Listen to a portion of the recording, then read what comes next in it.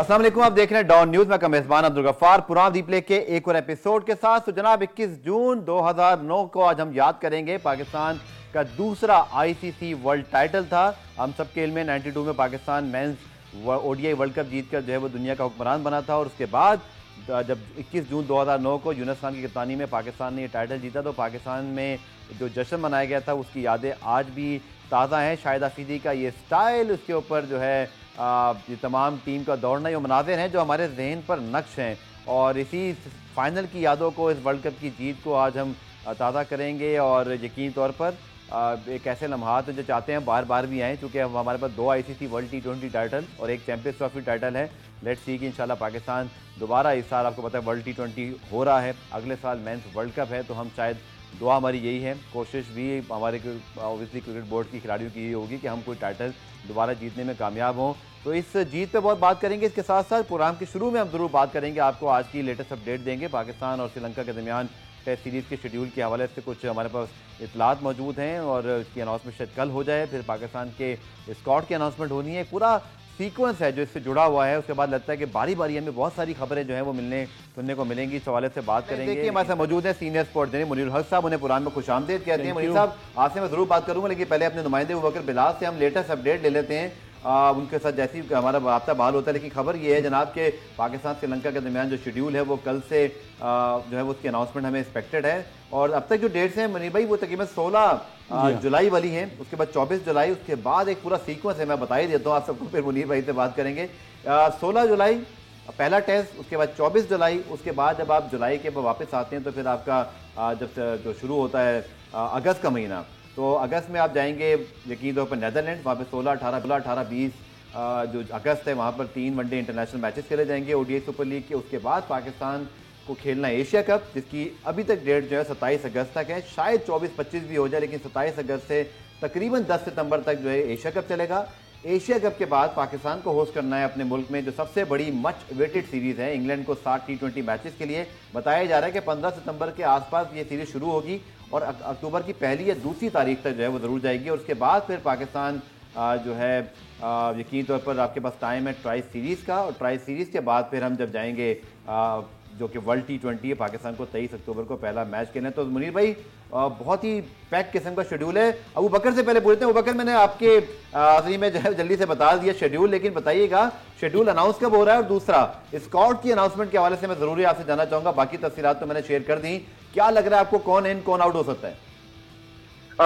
देखिए इस वक्त यासिर शाह का और जाहिद महमूद का जो है वो हमें टाई दिखाई दे रहा है, और इतला भी यही है कि यासिर शाह चूंकि अब मुकम्मल तौर पर फिट भी हो चुके हैं और नेशनल हाई परफॉर्मेंस सेंटर के अंदर उनकी ट्रेनिंग को भी जो है वो पाकिस्तान NHPC के जो कोचेज हैं उन्होंने ऑब्जर्व किया है और वो समझते हैं कि यासिर शाह अब दोबारा जो है वो पाकिस्तान टीम के लिए दस्तयाब हैं। तो उनकी शमूलियत पर जो है वो बातचीत की जा रही है। आबिद अली के ऊपर इस वक्त डेडलॉक मौजूद है, क्योंकि आबिद अली मुकम्मल तौर पर फिट भी हो चुके हैं और नेशनल हाई परफॉर्मेंस सेंटर के जो कोचेज हैं और जो डॉक्टर्स हैं उन्होंने भी उनको खेलने की इजाजत जो है वो दे दी है। तो अब देखते हैं कि टॉप ऑर्डर के अंदर काफी ज्यादा टाई दिखाई दे रही है, क्योंकि अब्दुल्ला शफीक भी मौजूद है, इमामुल हक भी मौजूद है, फखर जमान भी हैं, और इसके साथ साथ अब आबिद अली के नाम के ऊपर भी जो है वो भी डिस्कशन हो रही है। मेरे इल्म में लाइएगा कि आबिद अली, यकीन तौर पर हमें बहुत खुशी है कि उनकी पहले तो सेहत बहाल हुई, क्रिकेट तो बाद में आता है, पहले हम उनकी जिंदगी और सेहत पे बहुत खुश हैं कि उनको अल्लाह ताला ने एक नई जिंदगी दी, एक बड़े मरहले से वो गुजरे। क्रिकेट खेली उन्होंने अब तक कंपेटिटिव जो कि जरूरत पड़ती है, हालांकि रिकॉर्ड उनका बहुत अच्छा है, बीमार होने से पहले भी आउटस्टैंडिंग उनके रिकॉर्ड थे, बांग्लादेश में डबल सेंचुरी भी की, सेंचुरी भी बना गई उससे पहले टेस्ट क्रिकेट के अंदर, तो उसके हवाले से तो कोई किसी किस्म की परेशानी नहीं है। बट जो एक मैच प्रैक्टिस होती है, वो जो पूरा प्रोसेस से गुजरना है, क्या वो हो सका है अभी तक? देखिए पिछले हम तकरीबन 2 से 3 माह हो गए हम उनको देख रहे हैं कि वो daily national high performance centre के अंदर प्रैक्टिस करें, इवन के रमजान के अंदर भी वो प्रैक्टिस करते हुए हमें दिखाई देते थे। तो एक लंबा टाइम गुजार लिया उन्होंने प्रैक्टिस करते हुए, और जो रिसेंटली पाकिस्तान ने जो अगेंस्ट वेस्ट इंडीज सीरीज खेलनी तो उससे पहले जो कैंप लगाया था उसके अंदर भी जो हाई परफॉर्मेंस कैंप के अंदर भी हमें आबिद अली प्रैक्टिस करते हुए दिखाई दिए। आज दोपहर को भी एक इवेंट पे वो मौजूद थे जहां पर हम भी मौजूद थे, उनसे मुलाकात भी हुई और बातचीत भी हुई, तो उन्होंने भी यही कहा है कि वो मुकम्मल तौर पर फिट हैं और दोबारा क्रिकेट खेलने के लिए तैयार है। चलिए बहुत बहुत शुक्रिया अबू बकर बिलाल। मुनीर साहब, यकीन तौर पर अब इंतजार यही है कि शेड्यूल अनाउंस हो जाए, गो कि आपको मैंने तकरीबन सारा ही शेड्यूल बता दिया जो आगे आ रहा है। और अनाउंसमेंट पे आपकी क्या राय है, स्पेशली यासिर शाह और जाहिद महमूद का अबू बकर कह रहे थे क्योंकि नुमान साजिद की परफॉर्मेंस में भी कुछ कंसिस्टेंसी नहीं थी और मोहम्मद नवाज के नाम पे भी गौर हो रहा है। तो हमें हमारे स्पिनर्स तो काफ़ी हैं, पर आपके ख्याल में टॉप 2 कौन हो सकते हैं? हमें याद रखना है कि श्रीलंका में स्पिनर्स ही जितवाएंगे सर। बिल्कुल सही है। देखिए यासिर शाह के एक्सपीरियंस का तो कोई आपके पास अभी निवल बदल है नहीं, आपको यासिर शाह की ज़रूरत तो पड़ेगी। ठीक है। पिछली जो सीरीज़ थी उसमें उनको नहीं लिया गया था, हालांकि वो वनडे कप में खेल रहे थे बलूचिस्तान से, और मामला था। हाँ, लगता था कुछ फिटनेस का इशू था या कुछ और मामला था, लेकिन अब जिस तरह अबू बकर ने बताया तो अगर ये खुशाइन होगा उनका लेना पे, एक्सपीरियंस काम आता है और वहाँ पे आप सही कह रहे हैं स्पिनर्स की बड़ी ज़रूरत होती है। और यासिर शाह जो टेस्ट में तो यासिर का श्रीलंका में अच्छा रिकॉर्ड है। सबसे पहले 200 विकेटें लेने वाले दुनिया के पहले बॉलर बने थे, सबसे कम टेस्ट मैचेस में, कई रिकॉर्ड हैं उनके, तो उस हवाले से तो होगा। जाहिद महमूद अभी नए हैं, अभी जाहिद महमूद पर थोड़ा सा प्रेशर है, इतनी जल्दी बहुत ज़्यादा उनके ऊपर प्रेशर डालना। मुझे भी कहते हैं नुमान साजिद की सीरीज ऑस्ट्रेलिया की अच्छी नहीं गई, लेकिन उससे पहले जहां दोनों को मौका मिला, आपको याद होगा नुमान ने स्पेशली पाकिस्तान में साउथ अफ्रीका के खिलाफ और फिर साजिद ने बैरून मुल्क पाकिस्तान को कामयाबियां भी दिलाई टेस्ट मैच में, चाहे एक एक मैच में ही सही। तो आप समझते हैं थोड़ा हार्श तो नहीं हो जाएगा कि एक सीरीज की बुनियाद पर बिल्कुल टीम से निकाल दिया जाए? देखिए तीनों मुख्तलिफ नेचर के बॉलर हैं। Right arm leg spinner Yasir Shah हैं, right arm off spinner Sajid Khan है और left arm leg spinner Numan Ali हैं। तो तीनों की ज़रूरत है बहरहाल अपनी जगह यहाँ रहेगी, स्क्वाड में तो इनको होने चाहिए। जाहिद महमूद से सिर्फ एक होता है कि जाहिद महमूद और उनमें से किसी एक को शामिल, ये हो सकता है स्क्वाड में दोनों को शामिल कर लिया जाए, लेकिन प्रेफरेंस देनी चाहिए यासिर शाह को अगर वो फुली फिट हैं, क्योंकि एक्सपीरियंस का फिलहाल कोई मुकाबला नहीं होता किसी से। दूसरा आबिद अली के हवाले से बात की, सबसे पहले तो ये देखना होगा गफ़ार के एक प्लेयर के जिसका एंजियोप्लास्टी होता है, जो हॉस्पिटल में चला जाता है और हम समझते हैं कि शायद वो दोबारा कभी इतनी मेहनत करना कि अपने आप को इस काबिल बना लेना कि जी वो टीम में सेलेक्ट हो सकते हैं, और अभी टीम सिलेक्शन के लिए ज़रूर इम्तहान है कि वो इस वक्त इनको सेलेक्ट करें या ना करें, किस तरह की फिटनेस, क्योंकि जाहिर है इंटरनेशनल लेवल पे या वो तो चीज़ अभी नहीं है, डोमेस्टिक में भी इतना वो नहीं खेले। इंटरनेशनल क्रिकेट में ऐसा कमबैक की बहुत कम ही सुना है, मेरे ख्याल में ऐसा कभी हुआ मैंने कभी सुना नहीं है। और ये मेडिकली भी एक टेस्ट होगा अगर ये होता है तो। बिल्कुल आपने सही कहा, और वहाँ पर आपको पता है ह्यूमिडिटी बहुत होती है, तो रनिंग बिटवीन द विकेट, ये वो चीज़ें,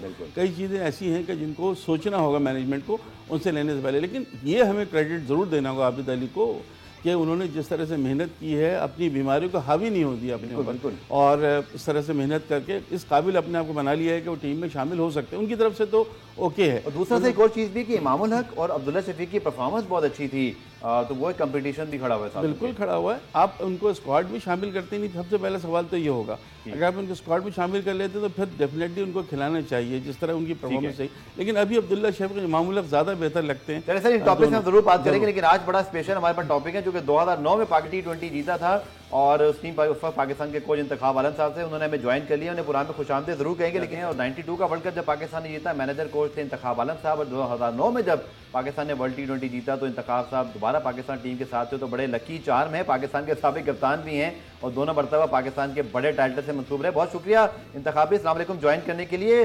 बहुत बड़े लम्हात है सर, 2009 का वर्ल्ड T20 हो, उससे पहले 92 का, लेकिन 2009 को सर अगर आप याद करते हैं तो बताइएगा, जब ये लम्हात दोबारा देखती हैं, दिन आता है तो ये सारी अच्छी यादें ताज़ा होती हैं, और एक बहुत बड़ी जीत थी उस वक्त जब पाकिस्तान में क्रिकेट नहीं हो रही थी। बिल्कुल आपने सही फरमाया। दरअसल 2009 का जो वर्ल्ड कप था, जो हमने फाइनल में श्रीलंका से जीता लॉर्ड्स पे, तो इसका क्रेडिट पूरी टीम को जाता है और यूनुस खान को जाता है कि जिस तरह माशाल्लाह उन्होंने कप्तानी की थ्रू द टूर में। शुरू में तो कुछ हमें थोड़े मसले हुए, मैचेस भी आए, लेकिन हमने कभी गिव अप नहीं किया। ये यकीन था कि इंशाल्लाह, यूनुस खान को भी यकीन था अपने प्लेयरों पे कि दरअसल बात यह है कि किसी भी टूर्नामेंट में जब आप जाते हैं, एक तो उसकी तैयारी किस तरह की आपकी होती है, फिर उसके बाद आपके जो मेन प्लेयर जो हैं, जो आपके मेन बॉलर्स हैं, जो आपके मेन बैट्समैन जो हैं, वो कब जाके पीक करते हैं। बाज़ ऐसा होता है कि टीमें बहुत अच्छी होती हैं, वो शुरू में बहुत अच्छा खेलती हैं, जी। जब डू एंड डाई की सिचुएशन आती है तो वहां पर गड़बड़ होती है। पूरे टूर्नामेंट में एक आधा मैच आपका ऐसा होता है कि आप वो हार सकते हैं, लेकिन ये था कि शुरू में प्रॉब्लम हुआ, लेकिन ऐसा आस्ता जो कॉन्फिडेंस था वो बिल्ड होता गया, और एक दफा तो इस तरह का यकीन आ गया। मैंने यूनुस खान को कहा भी कि जब फाइनल में हम पहुंचे हैं लॉर्ड्स पे श्रीलंका के खिलाफ, तो जो हमें ड्रेसिंग रूम मिला, मैंने यूनुस को मैंने कहा, ये जो ड्रेसिंग रूम है ये बड़ा हमारे लिए इंशाल्लाह बेहतर होगा। और ये लकी ड्रेसिंग रूम है, तो वो अल्लाह ने किया और फिर जाके कुछ ऐसी लोगों की परफॉर्मेंस होगी, जिस तरह फरीदी ने एंड में जाके बैटिंग की जी जी, और एक दो कैचेस हमारे हुए, तो ये टीम एफर्ट था कंबाइंड, जो कि पाकिस्तान को इतनी बड़ी विक्ट्री मिली। जी जी। इंतखाबी आपने शाहिद आफरीदी साहब का जिक्र किया, तो नीचे नंबरों पे खेलते थे, फिर आज तक यूनुस खान और आप जो टीम मैनेजमेंट थी उनका ये मास्टर स्ट्रोक है कि उनको नंबर 3 पे भेजा, उनकी सलाहियतों का भरपूर इस्तेफादा किया, मैन ऑफ द मैच भी रहे, विकेटें भी ली। ये इंतखाबी राज क्या है जो नंबर 3 पे शाहिद को भेजने का फैसला था, क्योंकि वो टॉप ऑर्डर में उस पर बैटिंग करते नहीं थे, तो ये लेकिन जी जी, ये देखिए, ये मैनेजमेंट का काम है, यही कप्तान का काम है कि मुशावर से बात करके कि ये ऐसा प्लेयर है कि आपको किसी भी सिचुएशन से बाहर निकाल सकता है, और इसमें कॉन्फिडेंस भी माशाल्लाह इतना था कि लग रहा था कि ये इंशाल्लाह आज कुछ ऐसा करेगा। वो ऐसी कमाल की इनिंग खेल गया वो, और इसका क्रेडिट आप यूनुस खान को देंगे कि उसमें इसको इतना एतमाद था कि उसने नंबर 3 पे भेजा और वो माशाल्लाह उसने मैच जिता दिया हमें। बिल्कुल। इंती भाई हमारे साथ मौजूद है। मुनीर भाई, वाकई जो नंबर 3 पे भेजने का फैसला, ये मास्टर स्ट्रोक इसलिए कि आप देखिए कि वो क्लिक हुआ, और शाहिद आफरीदी का जो T20 कैरियर, लोग कहते हैं कि T20 क्रिकेट तो बनी शाहिद आफरीदी के लिए थी, और शाहिद आफरीदी ने इसको शोहरत बख्शी, और आई थिंक ये एक पीक मोमेंट था शाहिद के लिए भी, और फिर यूनुस खान ने जिस तरह उनको यूटिलाइज किया, I think this is the master stroke भी प्लेड है। No doubt. देखिए गफार, अगर 2009 का T20 वर्ल्ड कप देखेंगे ना, तो वो पूरा शाहिद आफरीदी के गिर्द घूमता है, क्योंकि उनकी बॉलिंग, उनकी बैटिंग, उनकी फील्डिंग, तीनों शोबों में बेहतरीन फॉर्म में थे और बहुत एक्स्ट्राऑर्डिनरी कारकर्दगी दिखा रहे थे। वही प्लेयर थे जिनसे मुखालिफ डरते भी थे, इसीलिए हमने बड़ी टीमों को हराया, फिर फाइनल में भी बड़ी टीम को शिकस्त देकर हम पहुंचे। तो शाहिद आफरीदी, एक देखिए बात यह है कि जब से ये T20 इंटरनेशनल शुरू हुआ है ना, शुरू से पाकिस्तानी टीम जो है हावी रही है। एक वक्त वो था कि सईद अजमल, उमर गुल और शाहिद आफरीदी तीनों टॉप पे बॉलर थे, नंबर 3 बॉलर जो पाकिस्तान के थे। तो 2007 में हम फाइनल खेले वर्ल्ड कप का, फिर 2009 में जीत गए। तो पाकिस्तान की T20 में तो अब तो शायद इतनी अच्छी नहीं है जितनी उस वक्त थी, या जब तक सरफराज कप्तान थे जब तक रही, लेकिन उसके बाद थोड़ा सा 2009 की कारकिर्दी यूनुस खान नो डाउट, तो जो उनकी एज ए कैप्टन तो जो उनको प्रेज मिलना चाहिए वो उनको मिल रहा है। शाहिद आफरीदी का बड़ा कंट्रीब्यूशन था, जैसे वसीम अकरम को देखा हमने, इंजमाम को देखा, जावेद मेहदाद की जो परफॉर्मेंस थी 92 वर्ल्ड कप में कप्तान जितवाने के लिए, इस तरह यहाँ शाहिद आफरीदी की परफॉर्मेंस बहुत एक्स्ट्राऑर्डिनरी। इंतखाबी श्रीलंका ने टॉस जीता था, उनकी टीम भी बड़ी ज़बरदस्त थी और बड़े स्टार खिलाड़ी उनके पास मौजूद थे, लेकिन अब्दुल रज़ाक का भी इब्तदाई स्पेल बड़ा उसमें जो है वो यहाँ पे याद किए जाने के काबिल है कि उन्होंने कमर ही तोड़ दी शुरू में विकेटें लेकर, और फिर हमने कैचिंग भी अच्छी की। श्रीलंका टॉस भी जीत गया था, लेकिन हमने बहुत अच्छी प्लानिंग की, और हमारे बॉलर्स को इंतखाबी उस ज़माने में अगर हम बात करें उस मैच में बहुत क्रेडिट जाता है कि बहुत ही कम स्कोर, यानी कि संगाकारा की अच्छी बैटिंग के बावजूद भी सिर्फ 138 रन बने थे। जी हाँ बिल्कुल, ये जैसे कि मैंने कहा कि अब्दुल रज़ाक ने भी बहुत ही आला पार्ट प्ले किया। जैसे कि मैंने कहा ना कि आपके जो की प्लेयर होते हैं कि जब व्हेन इट रियली मैटर्स और वो डिलीवर करने की उनमें सलाहियत होती है, तो फिर आप कप्तान को पता होता है उसने अपने मोहरों को कहाँ पर कब कब यूज करना है। तो अल्लाह के करम से वो हर चीज जो भी फैसला था वो बिल्कुल सही हुआ, मेरिट पे हुआ, और ये हमेशा नतीजा यही होता है जब आप नेक नीति से आप काम करते हो और अपने प्लेयरों को इत्मीनान में लेते हो और उनको इत्मीनान देते हो, तो फिर आपको फिर बहुत कुछ हो सकता है, और हुआ। बिल्कुल। इंतखाबी 92 का world cup, I think comparison तो नहीं बनता, दोनों की अलग अलग अहमियत है, लेकिन चूंकि आप दोनों में मौजूद थे और one of the rare incident है कि आप 2 वर्ल्ड कप में पाकिस्तान के आई थिंक उन चंद लोगों में से हैं, बल्कि शायद वाहिद हैं जिन्होंने दोनों वर्ल्ड कप के ड्रेसिंग रूम शेयर किए। तो इंतखाबी आपका पर्सनल फेवरेट कौन सा है? 92 की एक अलग अहमियत है, वो एक बहुत ही कहते हैं ना अलग अंदाज से हम याद करते हैं, पर 2009 भी ICC वर्ल्ड T20 था। अगर मैं आपसे पूछूं सर, आपका पर्सनल फेवरेट या ज्यादा मेमोरेबल या जिसकी ज्यादा अहमियत आपको लगती है? देखिए बात दरअसल ये कि अहमियत 92 के लिए इसलिए ज्यादा है कि वो पहली दफा हम वर्ल्ड कप जीते, और वो जीते भी हम जाके ऑस्ट्रेलिया में, यहाँ की जो प्लेइंग कंडीशंस हैं वो बहुत ही मुख्तलिफ है एशियन ममालिक से। यहाँ आपके विकेटों पे बाउंस काफी है, और तैयारी भी हमारी बड़ी थी। दरअसल 92 के वर्ल्ड कप में तो हम 15-20 दिन पहले चले गए थे ताकि क्लाइमेटाइज हो जाए विकेटों के हिसाब से भी, और अगर कोई इंजरी होती है उससे भी हमारी रिकवरी हो जाए। और इसमें भी जो इमरान खान ने फैसले किए मुशावरत के साथ, और वो भी सही हुए, क्योंकि नंबर 3 इमरान खान को मैंने कन्विंस किया कि इसको जाना चाहिए, उसको वो जाने को तैयार नहीं था वो। तो उसको मैंने फिर समझाया, मैंने कहा तो आपके जाने से नंबर सर जाने शायद से अफरीदी भी आपने यूनुस खान को कन्विंस किया था या उनका अपना आइडिया था?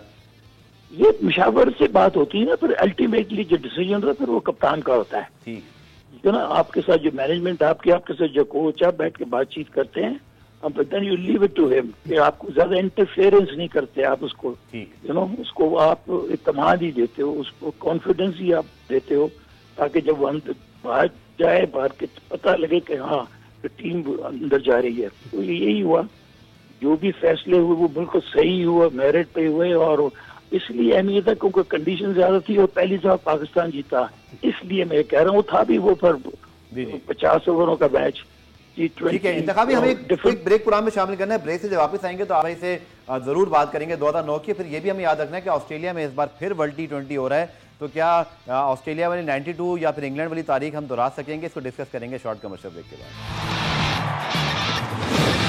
तो जनाब 2009 के वर्ल्ड T20 के हवाले से हम बात कर रहे हैं, और मुनीर भाई जो हमने सबसे इंपॉर्टेंट चीज़ याद रखनी वो ये था कि पाकिस्तान उस ज़माने में पाकिस्तान में क्रिकेट ही नहीं खेल रहा था। ये बहुत बड़ी जीत थी पाकिस्तान की कि उस टैलेंट, उस टीम, और आई थिंक T20 के वर्ल्ड उस ज़माने में भी, जैसे आपने सही कहा, सईद अजमल, उमर गुल, शाहिद आफरीदी, बॉलिंग तो तगड़ी थी। यही बात थी कि बैटिंग हो जाए। कामरान अकमल पाकिस्तान के जाने से टॉप रन स्कोरर थे, उन्होंने फाइनल में भी 30 ऑड रन किए थे।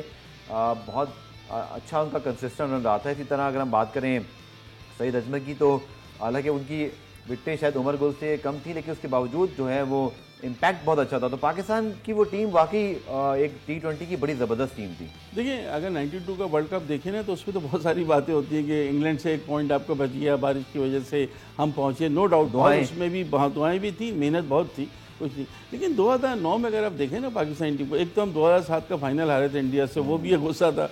फिर जब यहाँ पहुँचे तो हर मैच में आप पूरा टूर्नामेंट देखें, कहीं पाकिस्तान में खला नजर नहीं आता टीम में। जैसे खिलाड़ियों में होता है कि कोई कमी थी, या हम लक से जीत गए, या कोई एक प्लेयर ऐसा चल गया जो बहुत अच्छा उसने मैच निकाल दिया, ऐसा नहीं। सबकी परफॉर्मेंस थी, नो डाउट कि शाहिद आफरीदी तो टॉप पे थे ही, उनकी ऑलराउंड परफॉर्मेंस तो थी, बॉलिंग बैटिंग दोनों में कर रहे थे। और फिर बड़े मखसूस अंदाज से वो अपने दोनों हाथ उठा के उन्होंने ऐलान भी किया कि भाई हमने वर्ल्ड कप पहला T20 वर्ल्ड कप जीत लिया है। देखिए, इस दफ़ा भी T20 वर्ल्ड कप में पाकिस्तान की कारकर्दगी गफ्फार इतनी बुरी नहीं थी। वो ठीक है, अगेंस्ट ऑस्ट्रेलिया हम हार गए, वो भी एक मौके पर हम ऐसा था कि जीत सकते थे, लेकिन बहरहाल एक कैच ड्रॉप हुआ, बहुत सारी चीज़ें हुई। तो T20 में पाकिस्तान की कारकर्दगी कभी नहीं, और हमेशा पाकिस्तानी टीम बड़ी ख़तरनाक टीम रही है।